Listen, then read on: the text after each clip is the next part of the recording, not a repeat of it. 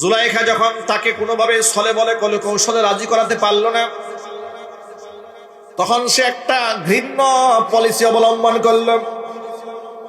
নিজের ঘরের দরজা 7টা দরজা তালা লাগিয়ে দিয়েছে, তাকে একান্তে ডেকে নিয়েছে, তাকে বলেছে হাই তালাক, এসো আমার কাছে। দরজা বন্ধ, জানালা বন্ধ।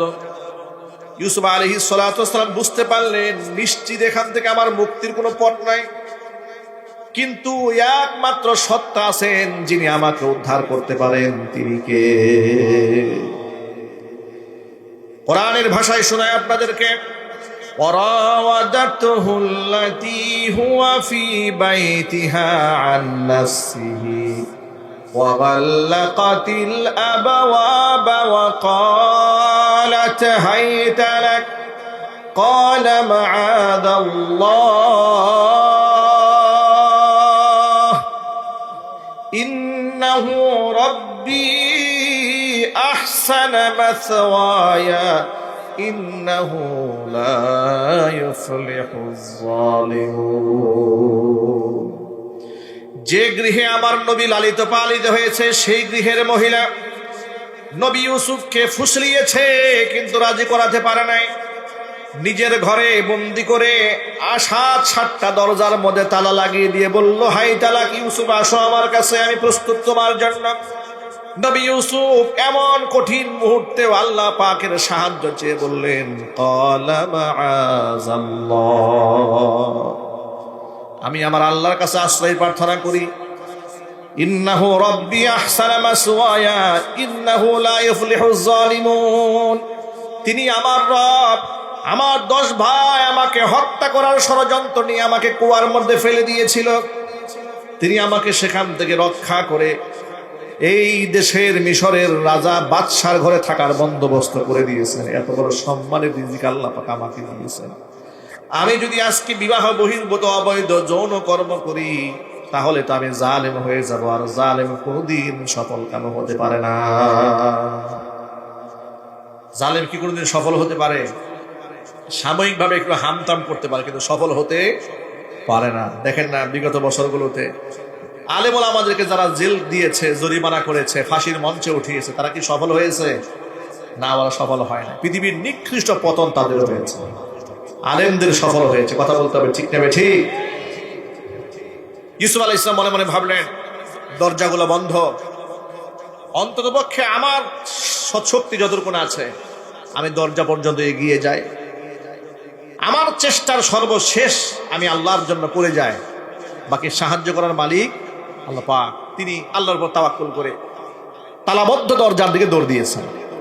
কোরআনের ভাষায় শোনায় আপনাদেরকে, ওয়াস্তাবাকাল বাবা ওয়া কদ্দাত কামিসাহু মিন দুবুরিন ওয়া আলফায়া সাইয়্যিদাহা লাদাল বাব। দরজার সামনে যখন গিয়েছেন আল্লাহ পাকের কুদরতে এক একটা দরজা নবীর জন্য আল্লাহ পাক নিজে থেকে উন্মুক্ত করে দিয়েছে। সবগুলো দরজা তালা খুলে গেছে, দরজা উন্মুক্ত হয়েছে। ইউসুফ আলাইহিস সালাম দৌড়িয়ে বাহিরে চলে এসেছেন, কিন্তু জুলাইখা তাকে বের হতে দেবে না। একেবারে তাকে ধরার জন্য পেছন থেকে ঝাঁপিয়ে পড়েছে হায়নার মতো। জামা ধরে খামসায় ধরেছে, জামা ধরে এত জোরে টান দিয়েছে, পেছনের জামা ছিঁড়ে ফেলেছে।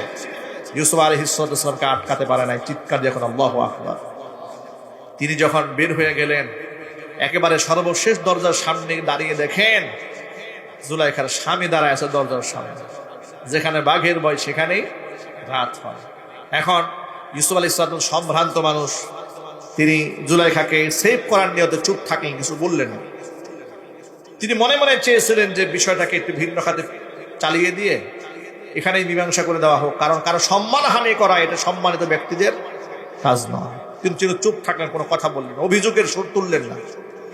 কিন্তু যিনি অন্যায় করেছেন, তিনি অপরাধ করেছেন, তার মনের মধ্যে শয়তানি, চোরের মন পুলিশ পুলিশ। জুলাইখা মনে মনে ভাবলো, এখন এই মুহূর্তে যদি তার ইউসুফের উপরে দোষটা না চাপায় দেই তাহলে আমি তো ধরা পড়ে যাব। এই জন্য নিজের দোষ ইউসুফ আলাইহিস সালাম চাপিয়ে দিয়ে বলছেন, قالت ما جزاء من أراد بأهلك سوءا إلا أن يسجن আও আযাবুন আলীম। প্রাণের স্বামী আমার, যে ইউসুফকে ছোট্টবেলা থেকে লালিত পালিত করে মোহাব্বত করে বড় করলেন, সে ইউসুফ আজকে আপনার স্ত্রীর চরিত্র উপর হানা দিয়েছে। তাকে কঠিন শাস্তি দিতে হবে, জেলখানায় তাকে বন্দী করতে হবে। এখন ইউসুফ আলাইহিস সালামের কি চুপ থাকার আর কোনো সুযোগ আছে?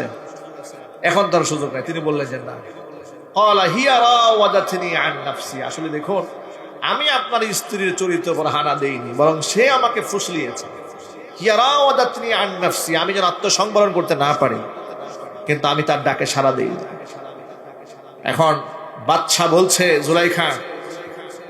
জুলাইখা দাবি করছে তার কোনো দোষ নাই, ইউসুফ আলাইহিস সালাম বলে তার কোনো দোষ নাই। এবার তিনি ইউসুফকে ডেকে বলছে, ইউসুফ তুমি একটা সাক্ষী প্রমাণ দাও, তোমার যে কোনো অপরাধ নাই, একটা সাক্ষী দাও। ইউসুফ আলাইহিস সালাম কিন্তু চুপ হয়ে গেলেন। আল্লাহর পক্ষ থেকে তার অন্তরে ইলকা করে দেওয়া, ঢেলে দেওয়া হলো, ইউসুফ তোমার ভয়ের কোনো কারণ নাই, তোমার পক্ষে আমি আল্লাহ সাক্ষী রেখে দিয়েছি, এবং সেই সাক্ষী আমি জুলাইখার ঘরেই রেখেছি। এটা জুড়ে বলতে হবে সুবহানাল্লাহ। নবীদেরকে হেফাজত কে করেছেন জুড়ে বলেন তো ভাই? এই জন্য পৃথিবীর সমস্ত নবীদের ব্যাপারে আপনাদের একটা ধারণা পরিষ্কার থাকতে হবে, দুনিয়ার কোনো নবীর কোনো গুনাহ নেই, কোনো গুনাহ নবীদের গা স্পর্শ করতে পারেনি। আল্লাহ পাক তাদেরকে আপন মহিমায় হেফাজত করেছেন। নবীরা বেগুনাহ মাসুম। সবাই বলেন তো ভাই, নবীরা কি বেগুনাহ মাসুম? তাদের কোনো গুনাহ নাই, গুনাহ ছিল না, আল্লাহ পাক গুনাহ লাগতে দেননি। ইউসুফ আলাইহিস সালামকে জানিয়ে দেওয়া হলো তোমার পক্ষে সাক্ষী আছে জুলাইখার ঘরে। তো সাক্ষীটাকে, সাক্ষী হচ্ছে দুলনায় দুল খাওয়া অপ্রাপ্ত বয়স্ক একটা ছোট্ট বাচ্চা, দুধের বাচ্চা। এই বাচ্চা তোমার পক্ষে সাক্ষী দিবে। ইউসুফ আলাইহিস সালাম বাচ্চাকে বলে দিল, বাচ্চা আমার সাক্ষী তো রেডি। বাচ্চা বলল কোথায়? বলে ঘরে আছে। কোন ঘরে? বলে এই ঘরে আছে। কে সাক্ষী? ওই শিশু বাচ্চা দোলনায় দুল খাচ্ছে, ও আমার সাক্ষী। বাচ্চা হতবাক হয়ে গেছে, জুলাইখাও হতবাক হয়ে গেছে। ইউসুফ কি পাগল হয়ে গেল নাকি?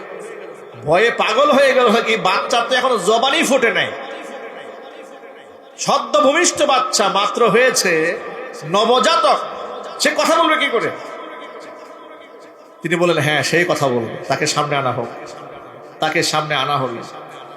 এবার তিনি কি সাক্ষীটা দিলেন? সুবহানাল্লাহ। আগে বলেন সুবহানাল্লাহ। আচ্ছা আপনারা বলেন তো ভাই, আল্লাহ পাক যদি চান তাহলে এই বাচ্চার মুখ থেকে কথা বলাতে পারবেন না? সেই ক্ষমতা আল্লাহর আছে না নাই? এই যে কিয়ামতে আমাদের চামড়া কথা বলবে, আমাদের হাত পা আল্লাহর সাথে কথা বলবে। তো এই বাচ্চাকে আল্লাহ হুকুম দিয়েছেন, বাচ্চা কথা বলতে শুরু করেছে। আর সেই কথা বলার ঢংটা দেখেন। বাচ্চা সাক্ষী দিয়া বলল, ওয়া শাহিদা শাহিদুম মিন আহলিহা ইন কানা কামিসুহু কুদ্দা মিন কুবুলিন ফাসাদাকাত ওয়া হুয়া মিনাল কাযিবিন। বাদশাকে ডেকে বলল, বাদশা আপনি দেখুন তো, ধস্তাধস্তি হওয়ার কারণে ইউসুফের জামা তো ছিঁড়ে গেছে, হ্যাঁ ছিঁড়েছে। আপনি দেখুন তো জামাটা কোন দিক থেকে ছেঁড়া। ইউসুফের জামাটা যদি সামনের দিক থেকে ছেঁড়া হয়, আপনি ধরে নেবেন আপনার স্ত্রী সত্যবাদী, ইউসুফ মিথ্যাবাদী। কারণ একটা ছেলে যদি একজন মেয়ের উপর ঝাঁপিয়ে পড়ে, মেয়ে যদি আত্মরক্ষা করতে চায়, তার সাথে ধস্তাধস্তি হয়, অবশ্যই পুরুষের সামনে থেকে জামা ছিঁড়ে যাওয়ার কথা, ঠিক না? ঠিক। তাহলে প্রমাণিত হবে আপনার স্ত্রী সত্যবাদী, ইউসুফ মিথ্যাবাদী। আর যদি জামা পেছন দিক থেকে ছেঁড়া হয়, তাহলে আপনি ধরে নেবেন ইউসুফ সত্যবাদী, আপনার স্ত্রী মিথ্যাবাদী। প্রমাণিত হবে ইউসুফ দৌড়ে বের হতে চেয়েছিল, আপনার স্ত্রী পেছন দিক থেকে জামা টেনে ছিঁড়ে ফেলেছে। এখন আপনারা বলেন তো, জামা কি সামনে ছেঁড়া না পেছনে ছেঁড়া? এবার কোরআন শরীফ আয়াতটা একটু মিলাই না। ফালাম্মা রাআ কামিসাহু কুদ্দা মিন দুবুরিন ক্বালা ইন্নাহু মিন কাইদিকুন্না ইন্না কাইদাকুন্না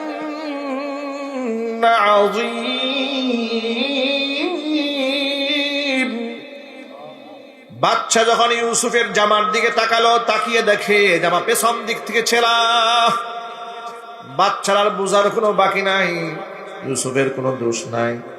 এবার তিনি স্ত্রীকে ডেকে বলছেন, ইন্না কাইদাকুন্না আযীম, সব তোমাদের চক্রান্ত। ইন্নাহু মিন কাইদিকুন্না, যা হয়েছে তোমার চক্রান্ত হয়েছে। আর তোমাদের মহিলাদের চক্রান্ত বড় ভয়ঙ্কর। এই চক্রান্তের ফাঁদে যে একবার পা দিয়েছে ওর লাইফ শেষ। প্রচন্ড মেধাবী ইউনিভার্সিটির ফার্স্ট বয় প্রেমের পাল্লায় পড়েছে, ওর লেখাপড়া শেষ। ঠিক না ঠিক বলেন? ইমাম সাহেব খুব সম্মানিত, এলাকার সভাপতির মেয়ের লগে প্রেম করছে, ইমামতিও শেষ, ইজ্জতও শেষ।